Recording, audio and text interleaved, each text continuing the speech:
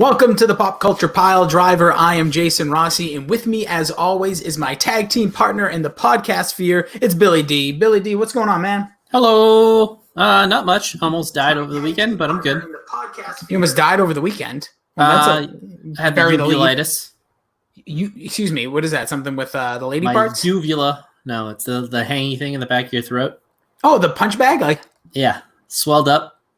Not good. Yeah. I see it a little? A little bit. Wait, swelled up? Yeah, it took up almost the entire back of my throat. What was going on there? What were you doing? Kissing dirty girl? No, not yet. I mean, it's been quite the quiet quarantine for me, so that wasn't the reason. They think it might either be some sort of allergic reaction or some sort of, I don't know, thing going through my body that's just working its way through. Oh, okay. Good now, though? How's the ball? Fantastic. It's the proper size right now. All right, I like that. Just getting out of the proper channels right now. As you can tell, I'm trying to do 6 things at once. Well, I'm glad your balls are back to normal size. Feeling healthy, feeling good. You feeling great, feeling good. How are you? Yeah, man, I am unbelievable. Obviously, you probably were able to squeeze in a viewing of our show topic today. Oh yeah, Mrs. Doubtfire last night. It was long. Yeah, okay, we'll get to it. Let's not get there. But I'm glad you got to squeeze that in. I did as well. One of the things I wanted to quickly, obviously, let everybody know who is watching, listening, subscribe to us wherever you subscribe to podcasts. You can check us out at you just search Pop Culture Piledriver. For those still in the hangover phase, it still might show up as Rossi on Wrestling. Either way, same podcast, same channel. Leave a positive review if you listen on Google, iTunes. 5-star review would go a long way. Obviously here on YouTube, you can subscribe on YouTube, hit the bell for a notification, goes a long way to helping us. Even the thumbs up, just a little thumbs up, that helps. A click, a thumbs, whatever you got, it really, really helps us. We can be found on Twitter at PopCulturePD. We're a strive to 100. Or can you think of a more catchy name to get to 100? Drive to 100? I don't know. There's something that rhymes with 100. Hundo for Fundo? Hundo for Fundo. We're Hundo for Fundo right now. Obviously, both of our personal channels. Just reaching out. Please jump aboard. Advice, thoughts. Hey, we're open to anything. Constructive criticism, comments, concerns. Yeah. Let us know. We'll be doing plenty of different things, balancing, like we said. If this is your first time listening to us, we are going to be a mix of wrestling, music, movies, retro, maybe some video game stuff here and there. Top 11 lists. We didn't necessarily create it. We just made it famous. We did. 100% we made it. We didn't create the name, but we did create the top 11. And yes. I believe Mac of Mac and Goo coined the term the podcaster's dozen, but it caught on like wildfire. It sure did, and you better bet your bottom dollar that we will have some top 11s coming up in and outside of the world of, like I said, music, movies, wrestling, so much stuff to come here. TV, porn. We should. You know what? Not enough people. I don't even know if there's such thing as a porn podcast outside of like probably porn stars. Oh, I'm sure there is. I remember one time I made fun of somebody. I was like, "Yeah, you should probably go on the knitting podcast or something," and a knitting podcast added the tweet. And there was like 3 other knitting podcasts. So I'm knitting. Guaranteed there's a porn podcast. I feel like porn should be more discussed in an open forum. Absolutely, especially at this point. I think 90% of people, quarantine, just like some people got like free, few months of this or that. Pornhub, or was it one of those outlets was giving away a bunch of like months for free. Why not? What else are you going to do? Listen, you can't get it anywhere else, right? If you ain't getting it at home. And you gotta trust what you have, and I think the good old laptop. Are you one of those people that puts the tape over your camera? By the way, I can just do this. I have one of those things. You can really? Yep. One of those things. Mm-hmm. Lucky man. So we obviously we'll be getting to Mrs. Doubtfire in just a moment. But as we are pushing this thing out to everybody again, I'm really bad at multitasking. And when Billy said I would just do this, and I can't see him because I'm posting stuff at other places like an absolute buffoon. Oh no, I have one of those things that goes over the top of your camera. I even have it on my personal one where you can slide it back and forth. Just keeps, because have you seen the movie Long Shot?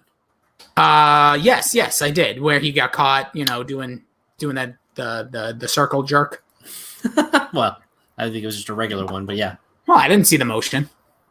Jesus. All right, let's get back on. Did you have an opening? I heard you wanted to open with a rant. You know, well, yeah. So, well, actually, we both have an option here. But first of all, the movie Long Shot, like it, love it, didn't really like it that much. What did you think? I thought it was awesome. I thought it was it was one of the better comedies in recent memory. A very solid start to finish, fun, good time. I mean, it was the classic. It was basically Knocked Up, but she was the president. So yeah, basically the exact same like kind of thing. Goofy, chubby guy trying to get with a really hot woman. Much hotter woman. Yeah, it was fine. I thought it was cool. Like, I didn't love the movie. I thought it was smart the way they kind of put it together, and especially where like they were trying to like blackmail him, and it didn't really work. And he's like, "Yeah, whatever, release it."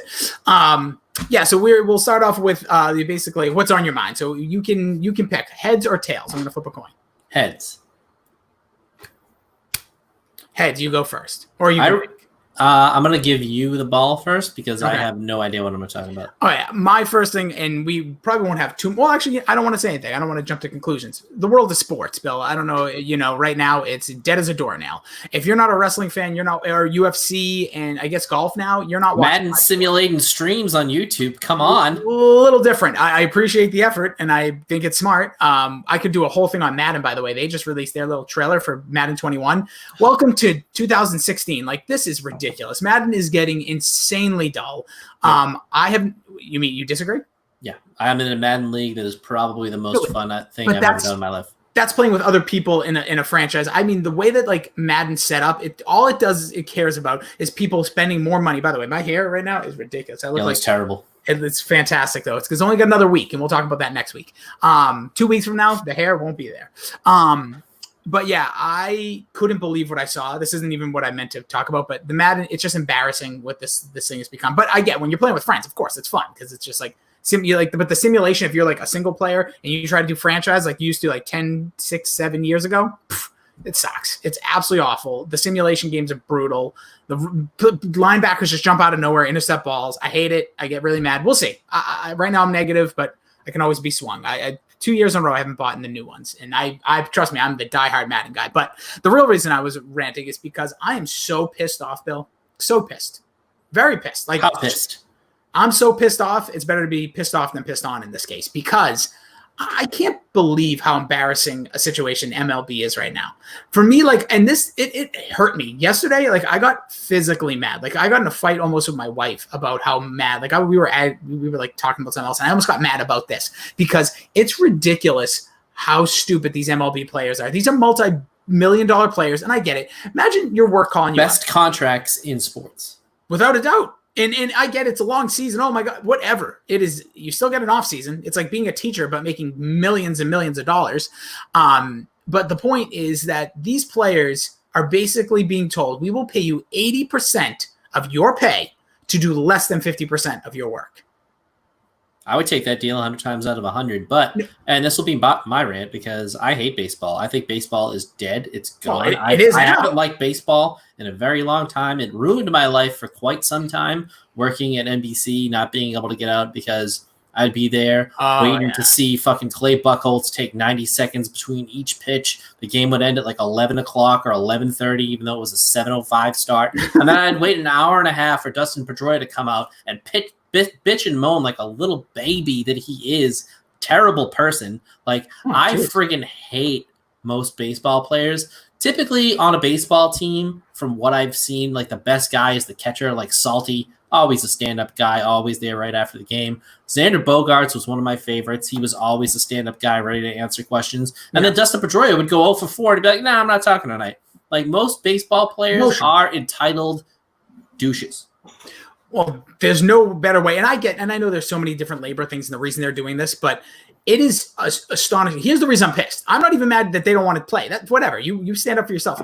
There are furloughed. We are in the worst time in the history of American. Well, that's not true. But like we're up there in modern history, the worst time in our economic structure. There are people being furloughed left and right. People probably your work, my work, all pieces of work, part-timers, freelancers, gone. Just can't work.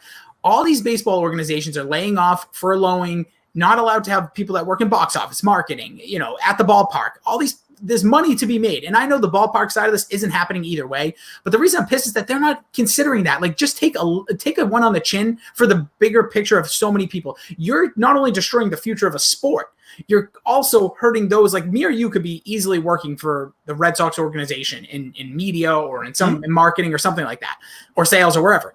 And we would right now be sitting here doing this with no income. I mean, I think that if the player thing is all about the safety of their livelihoods, like if they don't want to play due to COVID, but that really doesn't seem like the issue. This is probably the safest sport to play because it's the most physically distanced out of them all. It's 100% played, in a pretty open air space, unless you're in like a dome. And even then it's still not that close. They can wear masks the entire time. You could really keep this safe because for baseball, like I've seen people wear masks on cold days, so you could do it during the summertime. It's one of the safer sports I think you could play. I just don't care enough to be passionate more than I am about just shitting on it right now. I love baseball. I love mostly all the big four sports. I have some form of passion for every single one of them at different times. And I used to. The thing with baseball, this should be their time. 2020 should be the resurgence of baseball. They should have been already playing. We should be like right now behind us should be a baseball game. And we should be excited about it. Instead, when I wake up and I work out on my treadmill, I'm watching Korean Baseball League because they're able to play, and those guys could get it together, and it's fun. It's live sports. I just can't believe it. I don't know. That's it. I don't know. People probably think I'm an idiot. Don't really care. It literally gets me so angry. By the way, do you get to pick the color of our thing around the lower third? Why didn't you go with puke? Poo today, because I thought to myself, should I change it every time? And then I saw this color and I just stopped because it was 3 minutes left. All right, fair enough. I was in the middle of orange and yellow and it just kind of landed right in the old puke. Yep, that's terrible. So anyways, so let's get into it. So Bill, today we are talking about 1993's Mrs. Doubtfire, or Miss Doubtfire. Miss Doubtfire. One of my mom's all-time favorite movies, shockingly. So you know what's interesting? We recently watched one of your dad's favorites in Tommy Boy, correct? Mm-hmm. Dad would watch that. Now we get your mom, so we'll have to talk to your sister to see what we'll do next. But cool. She's like me. It's cool. Okay, so we'll get there. But for Mrs. Doubtfire, it's funny because my wife, her family loved it. My mom and sister and myself would watch it all the time. And looking at Robin Williams' best works, I mean, if you consider Aladdin a comedy, which I don't, I consider it a kid's movie, this is probably his best comedy ever. It is by far a showcase of him, and obviously we'll get deeper into this. This is literally Robin Williams. It's like, just go and showcase your hilarity, how funny you are, how dramatic. He hits all the tones in this movie. We talked about Tommy Boy being like a solid movie, and we both gave it hard 11s, which I'm still kind of regretful of. Nope. I am. I don't like to give anything perfect scores, and I just handed it out. When did you become Mr. Negativity all of a sudden? I'm not negative. I just don't think anything's perfect. Like, it takes a lot for me to be like, that is the greatest. I don't think you have to say it's perfect to give it an 11 on a scale of 1 to 11. I mean, you have to have a high watermark. Technically it's perfect, but I don't know. You can have a shutout. You can win 25-0 and not pitch a perfect game. To me, that's an 11 out of 0. On a scale from 0 to 11, that's it. Like you can win and not have a perfect game. Yeah, but we're not talking about W's. We're talking about we basically gave Tommy Boy 162-0 and then winning the World Series. Baseball doesn't count. It was a 19-0 movie. Oh, too bad. Now you're really just pouring more salt in all the wounds I have right now. But so back to obviously Mrs. Doubtfire. Yeah, it just seems to be. We'll get to our ratings at the end of this, but it seems to be one of those movies that we talked about Tommy Boy being like a good movie regardless. This movie, obviously, we'll talk about length. We'll talk about probably all of our, good things, bad things, plus and minuses. But the first thing is this movie is definitely like probably one of the more full, like it didn't feel like a comedy. It felt like a dramedy, which it was, but there was so much drama in this movie, especially right after we get like hilarity in the beginning. Then it just gets really dramatic for a good portion before we get Mrs. Doubtfire's debut. Yeah, I mean, everything about this movie was a little bit off. It definitely, we'll get to it, doesn't hold up, doesn't stand the test of time with a lot of the things that they do. But in like the career catalog of Robin Williams, besides his 2, Dead Poet Society and Good Morning Vietnam, for a, live action picture, this is it. This is his other big movie. There's really, there's like Jack and I was gonna say Jack Flubber. Flubber's pretty good. Don't hate on Flubber. It's not bad. I'm just thinking the movies off the top of my head, not even looking. Obviously, Good Will Hunting. It was a major role for him. I've never, and this is probably going to disqualify me. I've seen it in pieces. I've never sat down and watched the whole thing. I just can't stand any part of that movie. Just maybe it's the Boston accents, but maybe I'll have to watch it from start to finish one time. But not for me. Not for me. Sounds like a future pod. Yeah, I'm trying to think of the other. What I'm even looking at is IMDb. Like when I think of Robin Williams, what stands out? Obviously, Mrs. Doubtfire, probably number one. Aladdin, obviously, with the genie, and then like a lot of those '80s movies. But I think Aladdin is his greatest work of all time. I think it's the greatest, and I think Goo of Mac and Goo said this, and I 100% agree. It's the greatest voice acting ever done. Did Goo watch the first 10 minutes of this movie? Because he does incredible. Oh, I mean, this is a showcase, like you said, of his full. Jumanji. How could we forget Jumanji? Jumanji's fine. I'm not a big Jumanji guy. See, I think Jumanji's an excellent movie, and there's another one of these roles where he plays like 50 characters in there. Yeah, I'm not a big Jumanji person. See, I think the one with The Rock is better. Oof. I don't know. I never liked that movie as a kid. Oh, I just found it fantastic. I just think I love the concept of it. I think the new Jumanjis I've never seen because I was like, they're good. I'm like dead set against it, but I think at the end of the day, I have to just get over it. It's a different type of movie.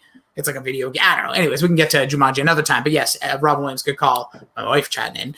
But yeah, I forget. That's probably another movie. But I'm trying to think of other landmarks, and maybe we're missing. People are probably screaming at however they're listening. 1 hour photo. That 1 hour photo is an excellent, creepy ass movie. It's fucked up. The best scene is just him taking a dump in a daydream. Mm-hmm. It's in a daydream. He's daydreaming about taking a dump in the people's home. That's a great screenshot. That should be our profile pic when we get to 100. So sitting on a toilet for 100. That's what we're looking for. Sitting on a toilet. Great. That's an OG YouTube. I guess you call it viral video. All right, so let's get right to the top of this. We always like to start off with the curtain jerk. Oh, actually, do you want me to do with the history of the day, Bill? You want me to give you a little? Oh yeah. What was the price of bread? Yeah, pimento loaf at the time. I didn't get pimento loaf, but bread. The cost of bread, Bill, was $1.50. All right, fair enough. Gas? You got gas?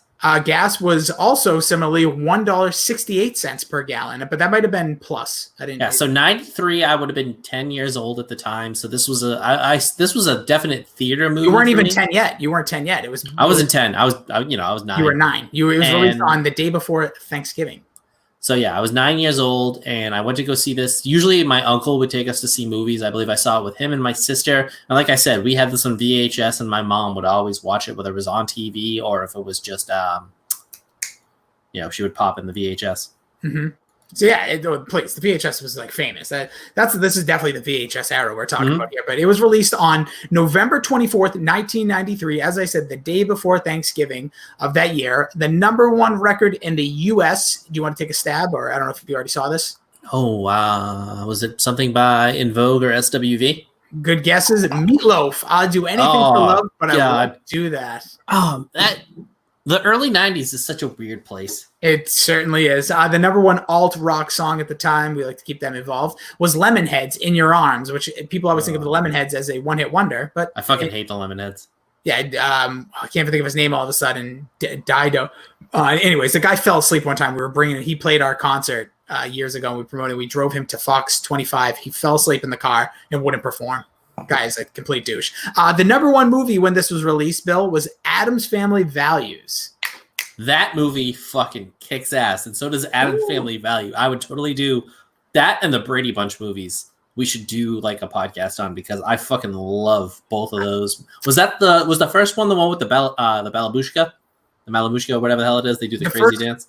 Yes, that is the second one's when they go to camp. Oh my god, that's fucking amazing! All right, so I have an idea. This is on the spot thinking we should do verses. So it's like Addams Family, the 2 versus the Brady Bunch, the 2 of those. I mean, was there a third Brady Bunch movie? There might have been, but the first 2 were fucking phenomenal. I think early, in my head, I'd probably give it to the Brady Bunch, but I'd have to rewatch them. That would be a fun one. That would be a fun one. So we have a set skills of duplicates, because I always say comedy sequels, very few good ones, very few in my eyes. I think it varies. I think I'm also Major League 2 is one of my all-time favorite movies, so I'm not the guy to go to on this. but that's one of the few. The We're Back, A Dinosaur Story was the other movie released on this day. You can go back and Google that one to find out that you never saw it. WWF Survivor Series took place that day, Bill, in Boston, Massachusetts. Oh, this was I was at this. You were? Yes, I was. This was the one with Ray Combs. Yes, and this was the famous Bret Hart versus the Knights match. Yeah, the greatest commentary in history by Bobby the Brain Heenan in this match. Unbelievable. So go destroying go Martha Hart. Yeah, so you can check that on your WWE network. Who was the WWE champion, Bill? WWF champion. I should know this. What was the main event? The main event was a big 10-man Survivor Series match. I can tell you that. Was it Yokozuna? Yokozuna was your WWF champion. This night ended with Lex Luger finally defeating Ludwig Vorga, Brock Lesnar's, him too, Brock Lesnar's uncle, and he got a huge celebration with Santa Claus. And weird. I don't remember that part. Oh, yeah, I remember very well. WCW champion, Bill, who was the World Championship Wrestling champion in 1993. Sting, that's going to be my answer for everything. Good guess. It was Big Van Vader. Big Van Vader. And Thanksgiving being the next day, our last fun fact, that was the famous Cowboys-Dolphins game where it snowed in Cowboy Stadium, and the Leon Lett, he's famous for a few different flubs, but this is the one where they blocked a field goal. The Dolphins were about to win the game. They blocked a field goal. Everyone thinks that the Cowboys are going to win. He runs down, touches the ball. They get one more free play. Dolphins win the game in snow in Dallas. Very rare. Yeah, and then Don Beebe knocked the ball out of his hands in a blowout in the Super Bowl. Good times. Good times for good old Leon Lett. He's got Super Bowl rings. What's he care? All right, let's jump into it. The Curtain Jerker. Billy, did you like Mrs. Doubtfire? Kind of. On rewatch, I liked it as a kid. On rewatch, it was somewhat enjoyable. Way too long. It was a 2-hour movie. Didn't need to be 2 hours. You could have cut easily 20 minutes out of this thing. No problem. No questions asked. I'm going to get the official runtime on this bitch. Like 2:01 or something. Yeah, I thought it was 2:03, but I can see if I can get the exact time. But I agree with you. It was a little bit of a slug in certain parts. Oh, no, it's 2 hours on the nose. Yeah, it was just a little bit too long even for a dramedy. I feel like 90 minutes, if you cut out some of the flubber, it would have been a good movie. I agree. I can tell you one scene they could easily cut. When he first goes to see his brother, and the brother's on the phone with the mother. Yep, we're going to rhyme all night, bitches. No, but when they're on the phone together, it's a scene that's literally like 2 minutes too long, and nothing happens. Robin Williams doesn't speak until the very end when he goes, I think I need your help. But I do love that guy. It's the brother with the voice. He's like, hey, to his brother. He unfortunately has a similar name to Harvey Weinstein, but it's not Harvey Weinstein. It's like Frank Weinstein or some shit. Yeah, it's something like that. It might even be Harvey, like Feinstein or whatever. Harvey Fierstein. That guy's fucking money. He was really good. He stood out in my head for some reason watching this movie back. I love that scene where they're going through all the different kinds of, women that he could be, and the Barbra Streisand thing, the bowl of butter. That was just Robin Williams ad-libbing because he didn't know any of her lyrics, so he just made shit up. I completely love it. Sorry, we got real quick into Fierstein's IMDb filmography. Yeah, well, I'm looking on Wikipedia. Playing Mona Lisa, he was on Death to Smoochie. There's a little forgotten film right there. Farce of the Penguin. So that's like one of those, like scary movies, but for penguins. Animal Crackers. He's going to be in a movie Disarm Hate. He's a narrator this year. Got a great voice. Bunch of television, Family Guy. Anyways, great voice, very distinct. I will go with you. I think it was like, did I like it? Kinda. It's a really, really good movie. It's a movie I enjoyed much more when I was a kid because I don't know how as a kid. You would think I'd like it more as an adult just based on the context and like the real life situations, but really solid in a lot of ways. But again, dragged a little bit, cut 15, 20, maybe a half hour out of this thing, and we might have ourselves a real banger. But again, to do so, they would have probably had to cut out like some of the really good parts of this movie, which I think involved like the kids, who I think were actually good actors and enjoyable to watch. Not like most kids in movies that are like, oh my God, how do they keep doing this? So we don't have casting as a thing, right? We don't on today's. We should add casting to our little breakdown because I thought the casting of this movie was really strange. Sally Field as the mom fit well with Robin Williams, but did not fit well with Pierce Brosnan, because Bingo. Pierce Brosnan is in his fucking prime. He should be slaying. He is not going after old Sally Field, who's fine. She doesn't look terrible, but her and Robin Williams were a pretty good pair. The main thing I had a problem with is Robin Williams doesn't fit to me as a dad. He doesn't look like a dad. He doesn't have that dad quality to him. I just look at him as, Jack. Yeah, kind of. To me, he can't play a normal role. I thought he did really well pulling on the heartstrings in this one, but I thought the casting of the adults was very strange. Martin Mull, always love to see him, but as a boss, as a big executive boss, doesn't fit. The kids I thought were the best casting. I thought all of the kids were perfect. The little Lawrence brother, was it Matthew? Matthew, soon to be a part of the Boy Meets World world a few years later. The little girl was great. She's great in everything that she's in. Madeline. I just call her Madeline. Madeline. I think it actually might be like Maddie or Martha or whatever. And the older bitchy sister, I thought they hit that out of the park. She looked like every bitchy teenage girl of the time. That was 100% on the money. All the kids I thought acted well. I thought the kids, other than, Robin Williams, were the strongest part of the movie. Yeah, and to go back to Pierce Brosnan's character, I thought I liked him being executive. I found the one part of this movie is they went from her, she was so excited to meet him, and she threw Robin Williams right the F out. He's like, let's go to counseling. Too late for that, because she already knew she had a meeting with this man. And I find that very unsettling as a married man. And F her. You know what I mean? She's like, I could go to therapy. You just cheat on him. You just cheat on him. All right. If that's what you want to do. I'm not a proponent of it, but I'm just saying, if you want to feel like you can still get some, you pretend. First of all, you're like you said, Pierce Brosnan, way too good looking for Sally Field. I don't care, Sally Field. We like you. We really like you, but we're not down with this role, this casting. I think the casting's at, like you said, maybe a 50-50. I did feel Robin Williams as a dad. Maybe it's just because this movie reminds me that's what they set him up well as a dad. He is a great actor. I really think he should have been given more roles. I feel like when I looked at his filmography, I was like, wow, he didn't have that many crazy roles that I was like, I feel like he had a better career in my head. Same thing with his stand-up career. I felt like he had a better stand-up career, and there aren't that many things that I look back to about his stand-up. Interesting. Yeah, I know. I think his movie, he has a ton of stand-up roles. I disagree a little bit with that, but I don't know. But either way.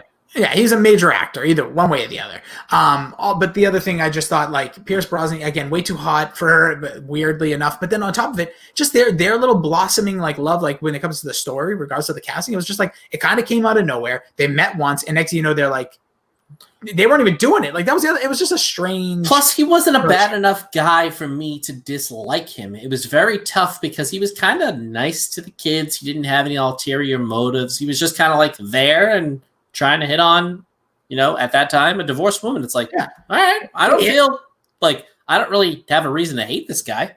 He had no ulterior motives, even in the scene where they try to peel it back when they're at the pool, and it's that other guy was what are you doing with the kids? Dump the kids. I like those kids a lot. The little one, look at the way she looks at me. I love her. Yeah, he was a very nice guy. He was just, the first one into the picture. I feel like if they made him a little bit more, I don't like kids or something, it would have been a little bit more rooting for Robin Williams. But Robin Williams was so good that you still rooted for him, so it didn't matter. Well, that's the thing, and we'll get to it in a little bit. Robin Williams is a dastardly heel in this movie, but he's dressed up as a face.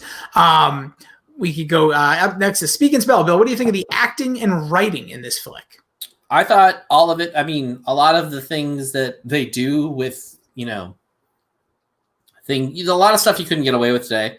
But I thought the acting and the writing was excellent. As much as Sally Field, I don't think fit her role. She acted it well. Pierce Brosnan acted well. Robin Williams, I thought, was tremendous. The kids were good.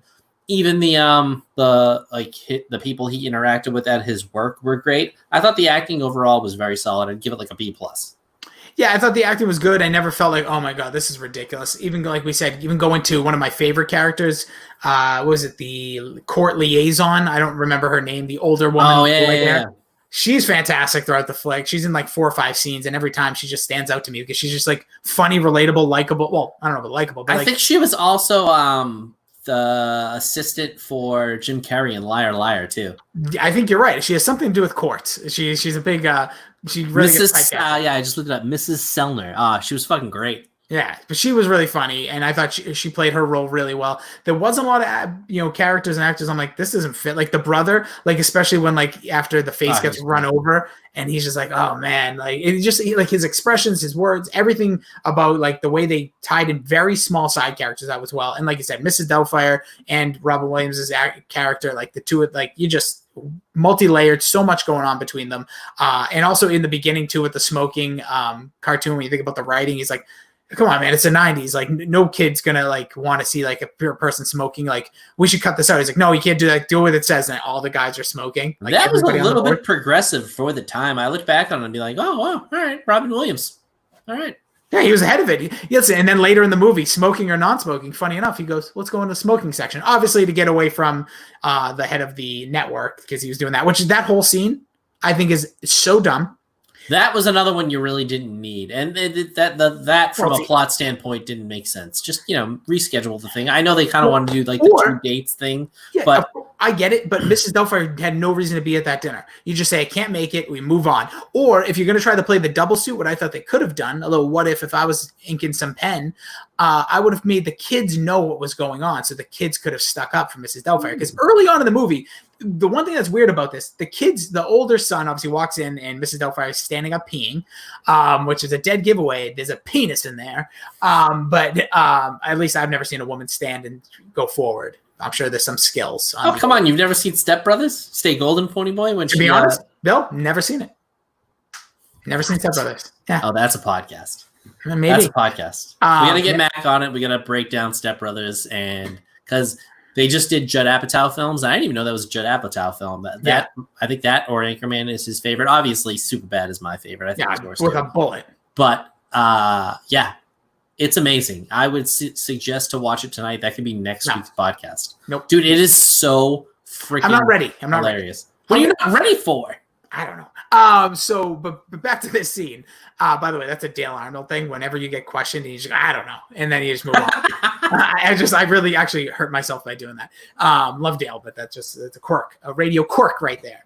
Working in the biz back in the days. Anyway, but yeah, that scene bothered me because I thought they could have made, like, when the kids found out it was him, they really never got back to that. Like when Mrs. Doubtfire was around the mom, like they never, like the mother, like there was no awkwardness to it. Like she's going, what dress should I wear? That's the only time the daughter almost gives Mrs. Doubtfire a look and be like, no, go with like the sexy black one.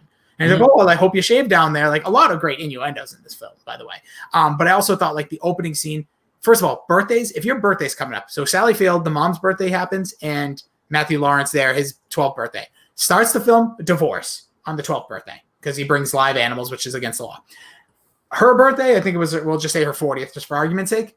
Next thing you know, this man, she finds out that the woman she hired to watch after her kids because she didn't trust the husband turns out to be the husband. This man ruins all birthdays. Don't have Robin Williams or this character anywhere near your birthday. I would argue Sally Field ruins all the birthdays because she's kind of a stuck-up bitch. But yeah, and she gets mad at the begonias. She's very quick to get mad at that one poor little goat. She's like, oh, you're eating my begonias. Like, who cares? I will say, though, the backstory of Euphigenia Doubtfire, the way Robin Williams acts as Mrs. Doubtfire in every scene is spot on. He's incomparable. He is probably one of the best at, adapting a character like that quickly. Like it was really a work of art the way he was able to do that. It was, would you say that was believable? Would you be able to I know they did it you'd be able to smell it right away, right? I think that was the one problem I had. And obviously it was the 90s. So, and you're a kid, like you were saying, you were 9, I was like 8, or we were going to be at those ages. I definitely, when I was a kid, I was like, oh my God, this is insane. I would never know if my dad did this. Watching it in 2020, giving 27-year head giveaway. His chin was like gooey the whole time, not just when he does the line, the hello. I'll put a little lime. Oh God, that scene's great. I don't know if I can do a British accent right now, but it'll drop in there. Oh, you want 2? Boop. Oh, 3, and then she puts it on her face. That liaison's incredible. Anyways, but the point of it, yeah, you would sniff that out. Like, there's no way. And the voice changes if you notice at different times. Whenever she's a little upset, she has Robin Williams' voice. Oh yeah. When she's not, when she's just talking normally and peaceful, she has like the Mary Poppins voice. But I love how like the name came up too. It's like, oh, I never caught your name. She's like, oh, it's Miss. I thought I told you in the beginning. Yeah, and just New York Doubtfire. I also did like when she's breaking her down at the kitchen table. How was he in the bed?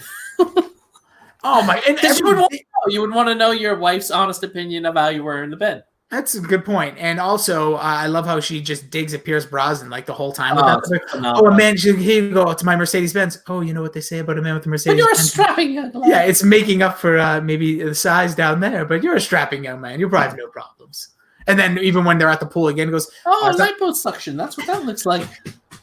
That shrinkage he makes. Oh man, the incredible innuendos and a drive-by fruiting. I thought it was. I believe actually it's a walk-by fruiting. He might say, which makes it even better if I'm correct. But yeah, he guns a lime at his head. Pierce Brosnan gets hit in the head with a lime that's probably thrown at 10, 15 miles per hour. Way more. 20 miles per hour, whatever. Say 50, just for argument's sake. Doesn't drop any drink. That man, that's where he got James Bond right there. That's where they said, that's James Bond. That is GoldenEye. Yeah, it wasn't shaken or stirred. He was all good. All he did was turn around, was barely perturbed. It's as if he got like a flick on the air, or his hair got like whished by. A whack. Yes, it was insane. That was a fantastic scene. All right. What about Hit My Music, Bill? How do we think music played in this movie? Dude, I thought it was pretty good. Jump Around. I've never been a huge fan of that song. I thought the music that was composed for the movie was a little bit over the top, and I didn't like. The actual music of the movie that they used was good. A little bit on the nose with Dude Looks Like a Lady, but that whole montage was great. Oh, when he's dancing with the vacuum dance. I still try to do that. Obviously, vacuums are made much different nowadays. You can't. It doesn't drop and pick up like that anymore. You probably unplug something. Just like I did with this carbon monoxide plug earlier. It's definitely not as good as Tommy Boy. Tommy Boy was probably the first great use of music in a movie. That definitely came out before Forrest Gump. I think Forrest Gump was like later in the 90s. But this is like probably a B- for music use. It was okay. Forrest Gump was released, I think, actually in 93, but don't. Was it really? 94, sorry, 94. Yeah, so this was fine. This was fine. The problem with this, Jump Around, obviously, nice little way to start, and obviously how funny and like wannabe hip Robin Williams was during that period as well. I thought that was really funny during that opening scene or the 12th birthday party. But everything was like any song that had anything to do with a man or a woman, they put in there. Walk Like a Man, Luck Be a Lady. There was a Papa's Got a Brand New Bag. Obviously, Dude Looks Like a Lady, which, fun fact on that story, Bill, first of all, I thought when I was a kid, this is my first experience with that song. I thought it came out for this movie. No. It was released in 87, but I was reading about it. And the story behind that is that Aerosmith was going on tour with Motley Crue, and the Motley Crue guys were always saying, dude, like, hey, what's up, dude? Dude, how you doing? It was always dude. So that's where they came up for the name of the song. Then when it became Looks Like a Lady, Vince Neil, frontman of Motley Crue, and all of a sudden Steven Tyler from Aerosmith were into a gay bar. They just said, well, we're going to go to one, see what it's like. And everybody said, you look like a bunch of ladies. So then Dude Looks Like a Lady, and what the hell is going on? I just got a St. Jude commercial in my ear. I don't know where that came from. But I've always said that Steven Tyler looks at now like an old slutty grandma.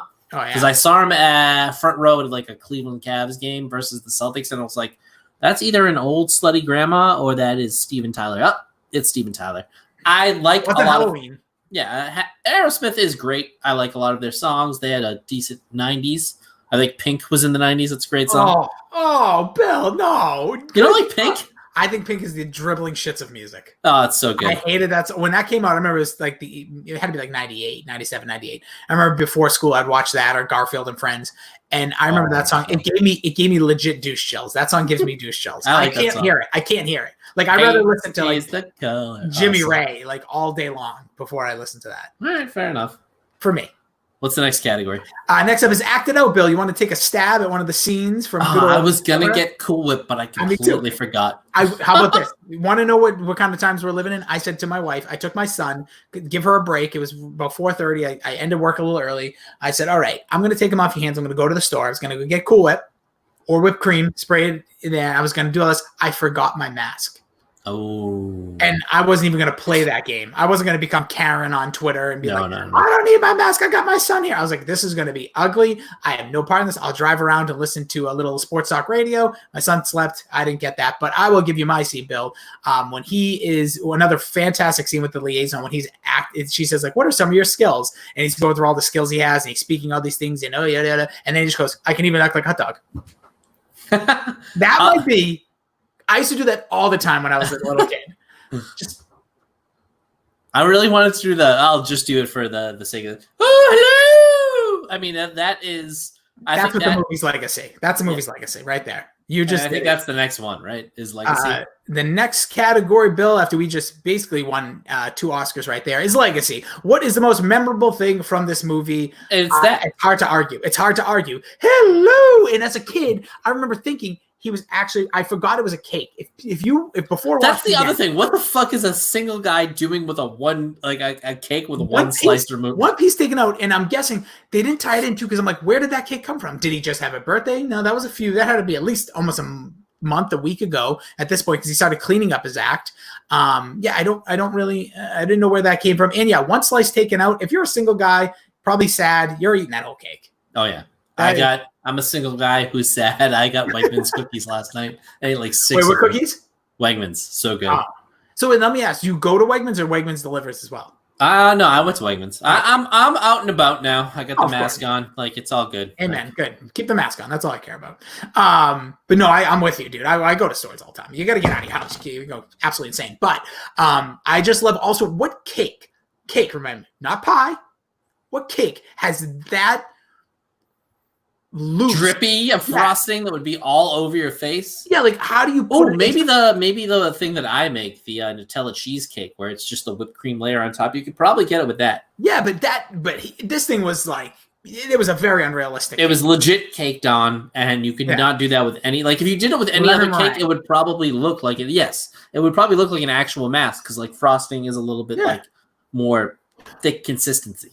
Also, I think it's so funny how she doesn't notice it's her or him because she's the liaison on that scene. I've seen both of them because that's when he's in the shower, she's going back, and when he puts the frosting on his face, it's not Robert Williams' face, it's the Mrs. Doubtfire face again, if you notice, which takes a little bit bigger of a nose, a little bit thicker of a chin, slow. Anyways, but it was just crazy scene, but it is definitely by far. By the way, it took 4.5 hours to put on the Mrs. Doubtfire mask every day.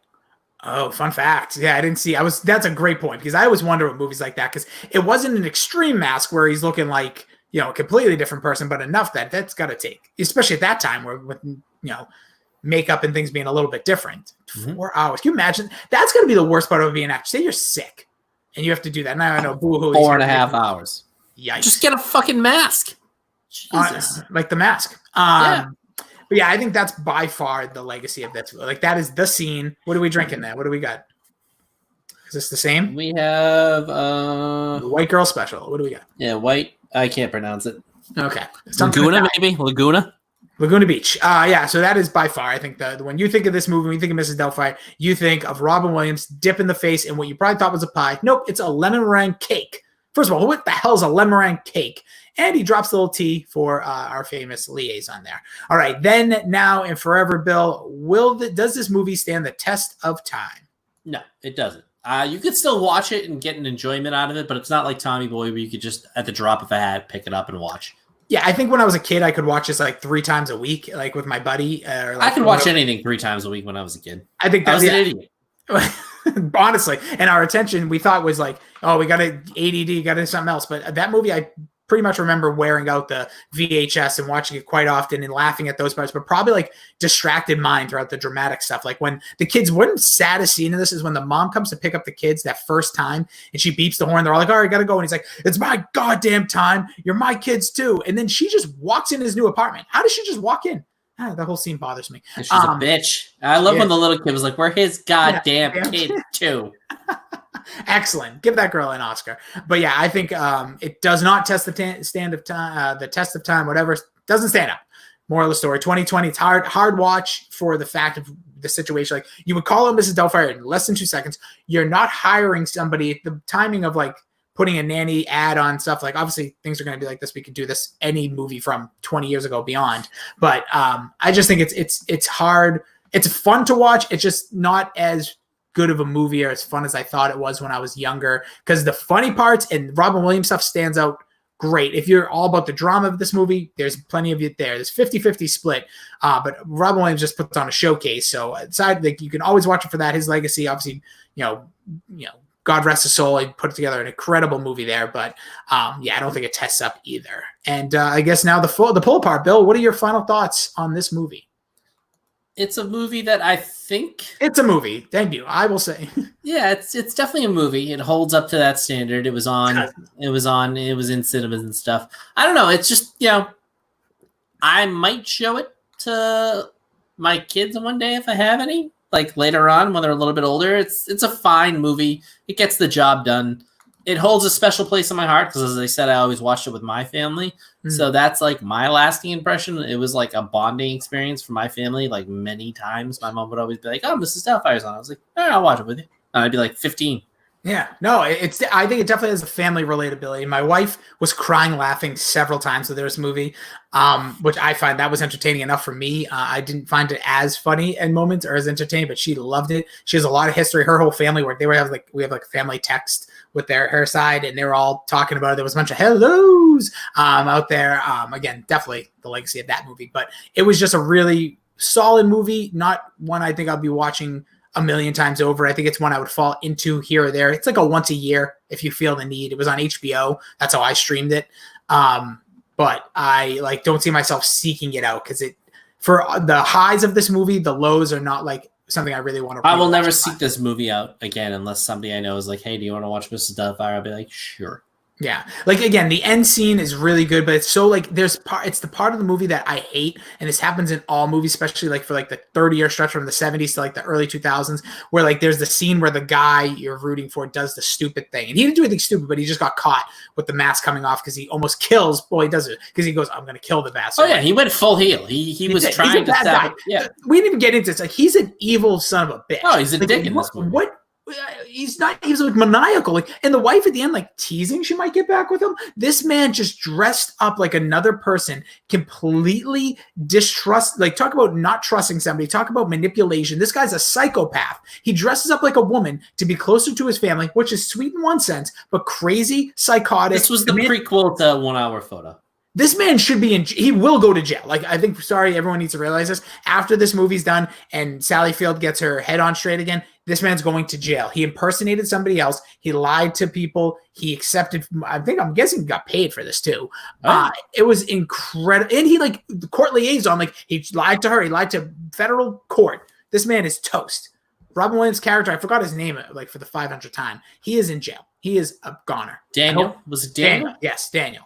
He is done. And then all of a sudden, the funny part of this movie is at the end, he gets a television show as the character that he does all this crazy shit with. And everyone's just like, "Oh, who doesn't love this show?" It's like Mr. Rogers, but it has a crazy little bear in there too, or monkey. Euvaginaya. That's my favorite. The first name, the Euvaginaya. Everything about the backstory of Miss Doubtfire. Every time she sat down with the mom to have like a heart-to-heart.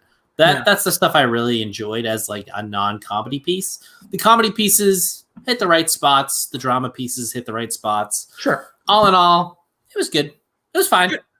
All right, then it's time, Bill. Rate this movie between 1 and 11. I'd give it like a 5.5, 6. Oh, wow. 6. I'll give it a solid 6. All right. Hey, listen, don't make me tip the edges. I had it at a 6.5.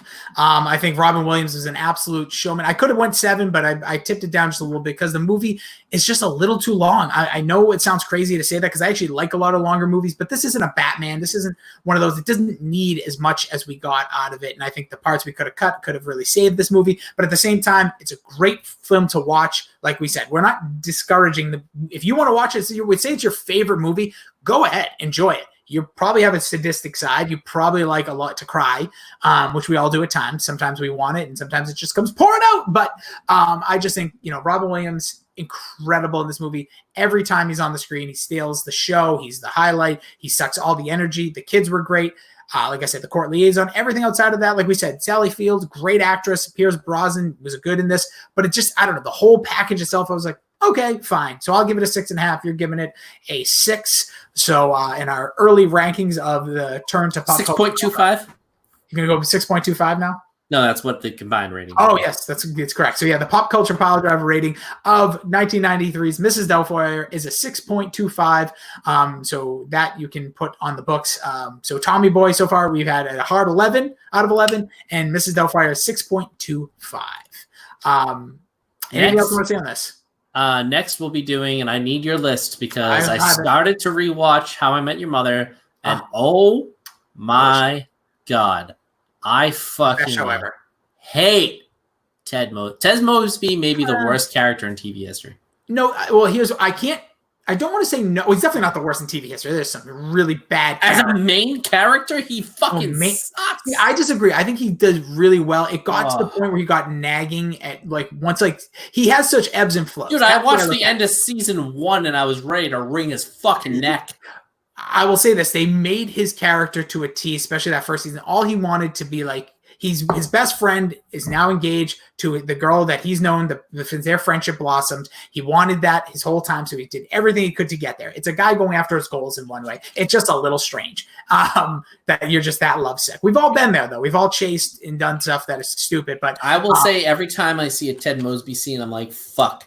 If I was ever kind of like a nerdy, a little bit like timid guy, I don't want to ever. My goal is to never be like Ted Mosby in any situation ever again. We've all been Ted Mosby, and we all have, and it makes me so angry. I look at him and be like, I've done that before, man. Bill, you know what? You may be Ted Mosby. You just don't really realize it. God, I fucking. Let's look at that. How many seasons? It could be. We could break this down. But we'll be doing a top 11 How I Met Your Mother on this coming Sunday. It is Father's Day. And to celebrate Father's Day, How I Met Your Mother kind of ties in. So we'll do a top 11, Bill. I will get you I have narrowed down. I have about 25 episodes I've listed, but I will even narrow that down for you. You don't have to watch them. Get me 11. Give me your solid 11. And then I have a few very classic ones I love, and then we can add them in because I'm not I can't watch any more of this stuff. I love this show. This show is something I watch going to bed multiple times. I've already ran through the show a bunch of times. I just really enjoy it. There's so much. Like I said, I like shows that have a mystery ending to a degree. That's always been something I've been drawn to.